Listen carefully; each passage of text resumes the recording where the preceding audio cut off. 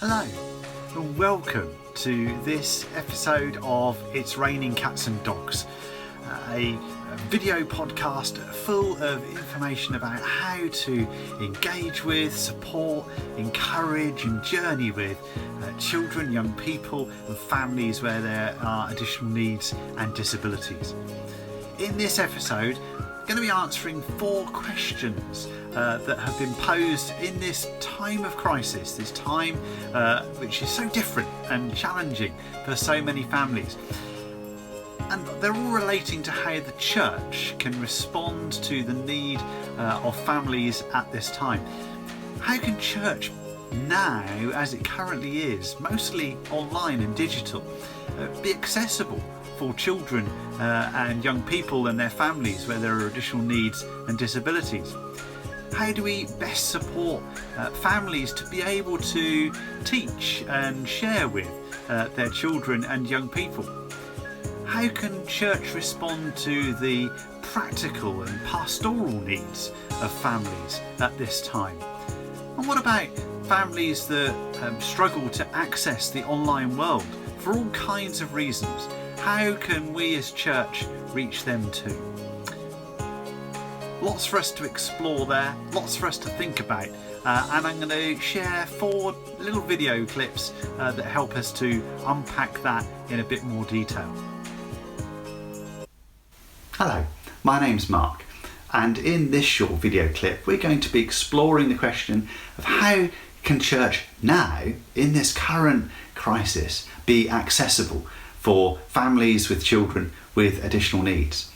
So much of what we're doing is going online. We're seeing lots of online services, Bible studies, children's and youth work going online as well, groups meeting virtually through Zoom and other services to connect with each other. But what does that mean for families of children and young people with additional needs? How do we ensure that they are able to connect and engage with and access and be included in and belong to all the stuff that we're doing online as well? We make so much effort to ensure that everybody is able to access and be included and to belong in the stuff we do in a physical church building. What does that look like online? Well, many of the same things apply in providing services online than would be the case if we were doing that face-to-face in a physical church building. We need to check in with families and ask them, how can we help you?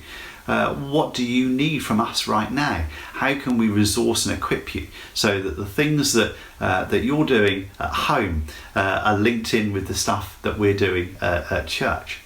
How do we make sure that the children's and youth provision that we're providing online is equipping and enabling families with children with additional needs and disability to be able to take part too? Making what we do as sensory as possible will help with that. Let's not just have resources that are somebody talking to a bunch of children and young people, but let's have resources where the children are encouraged to participate in sensory ways, to go and collect things, to explore things through all of their senses. What does something smell like? What does it feel like? What does it sound like? What does it look like? How do we take children into the Bible stories that we're exploring together in a way that allows them to go through a doorway of something that's familiar to them? So maybe getting them to create the Bible scene, the story in Lego, or in something that gives a tactile representation of the environment that we're going into in the Bible story and the detail of the story.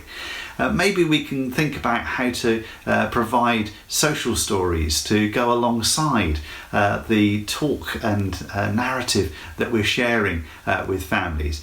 Let's think about creative ways to really make what we do accessible in a multi-sensory way, so that families with children with additional needs and disabilities are able to engage at home and to enjoy and participate in all that we're doing.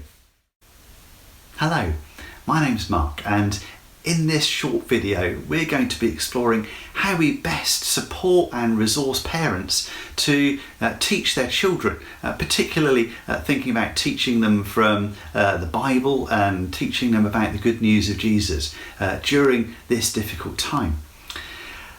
With so many parents engaging with homeschooling and teaching their children at home during this crisis, so many children who aren't able to access a physical school building, there's already a model there for us to be able to link into and extend when we're thinking about how we resource parents to also engage their children in Bible stories and understanding more about Jesus and his love and saving grace for each one of us. So let's think about the different tools that schools are using. Many of them are sharing resources that parents can access and download and use at home. That may not be possible for everybody, so checking in with parents about how to resource them best. It might mean dropping some stuff through their letterbox for them so that they've got some resources that they can work with their children. It certainly needs to be making sure that those resources engage the children in ways that interest them. So finding out what children enjoy, what they are good at doing, what they are passionate about, and then thinking about how we create resources for parents to use with children that link into that stuff. Maybe they really enjoy craft and making things, so let's think about some craft activities that accompany the theme or the story. Maybe they enjoy storytelling, maybe they love to curl up on the sofa and share a story together. So let's think about, is there a particular graphic Bible that we could offer and share with families for them to be able to use to tell Bible stories during this time. Maybe they like making things, and so we could explore what it looks like to create a diorama of the story or to build something out of Lego, for example. Maybe they love worship, maybe it's singing and music that's the thing for them, and so equipping parents with the tools to be able to help their child to write some song lyrics, to write a short simple song. And maybe if there's somebody good in our church with music, they could put some music to it and share it with others. Think of ways that we can really explore how to resource and equip parents in creative ways so that they've got the tools that they need to be able to support their children. It may even be that we link families together, not so that they can actually physically meet each other to share resources together, but maybe they could virtually or even on the phone just check in with each other and say, hey, how are you getting on? What are you doing to help explain this story? And swapping ideas that can help each other. Let's think creatively about how to resource our parents during this time. Hello, my name's Mark, and in this short video we're going to be exploring how we respond to the practical and pastoral needs of families at this difficult time.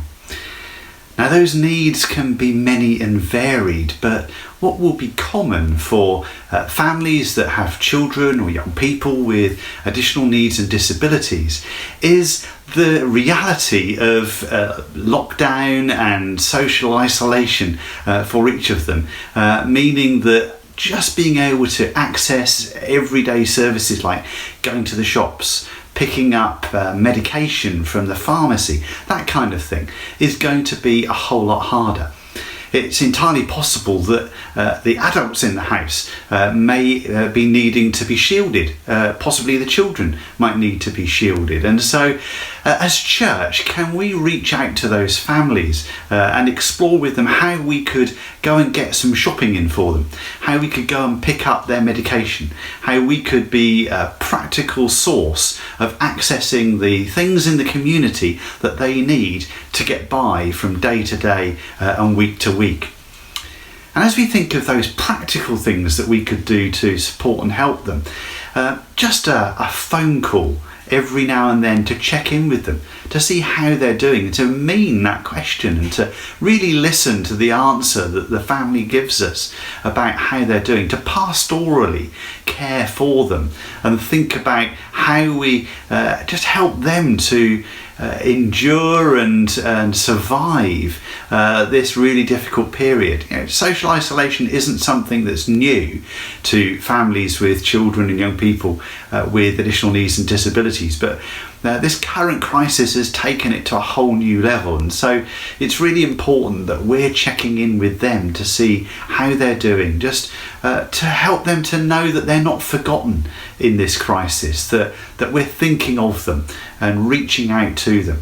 It might be that they're coping, it might be that they're fine, but let's continue to build that relationship, let's continue to build that trust and that bond with them through those practical ways of reaching out and getting in the things they need, but just with a phone call, just with a check-in, just with a how are you, and making sure that we're keeping in touch with some of the most vulnerable and isolated and often excluded families amongst our community.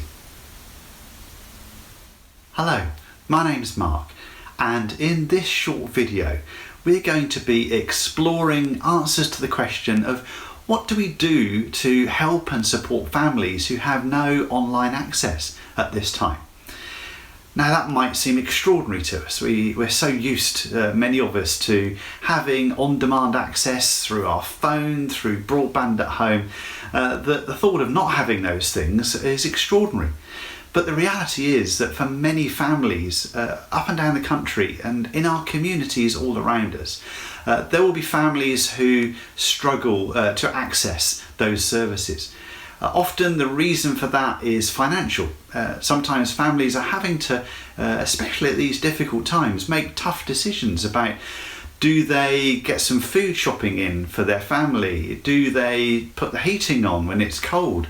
Do they pay for broadband access or for data on their mobile phone? All these things are tough decisions that families are having to make. And so what can we do as church to resource families and equip families when so much of what we're doing is online, if families can't access it in that same way? Well, all sorts of things that we can do to support families, certainly looking to involve them in that conversation, asking them the question, how can we support you best? What can we do to resource you and equip you? It might be that giving them a phone call and just chatting through the things that we're doing at church, making sure they're aware of what's going on, of any notices and important information that we're sharing. Maybe we could buddy them up and twin them with another member or family in our congregation that lives nearby that can check in on them and maybe pass printed copies of the information that we're sharing to them. Perhaps if there's a transcript of talks or children's resources, youth resources, that we could get somebody nearby to print off and drop into them. It serves two purposes. It gives them access to the resources that we're using online in so many other different ways. But it also is another connection with them. Somebody's dropping that through their letterbox, maybe knocking on their door and socially distancing a couple of meters back, is able to have a bit of a conversation with them, to check in with them. But let's involve families in that process. Let's not just assume that everybody has access to information online. Let's check. And when we find that there are families that can't access in that way, let's look at ways that we can explore together to make that happen.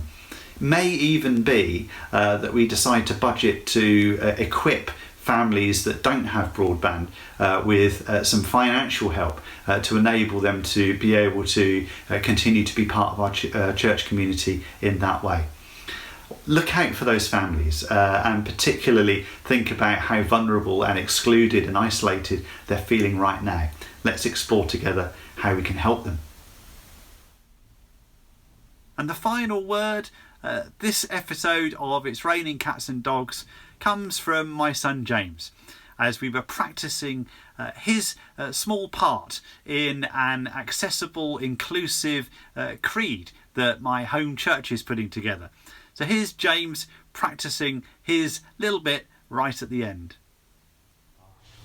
Amen. Yummy. Amen. B. Amen. Amen. Good boy. Join us next time for It's Raining Cats and Dogs, where we'll be continuing to explore together different ways for children, young people and the families they're a part of to be supported and included and to belong in all that we do through the life of our church. Bye for now.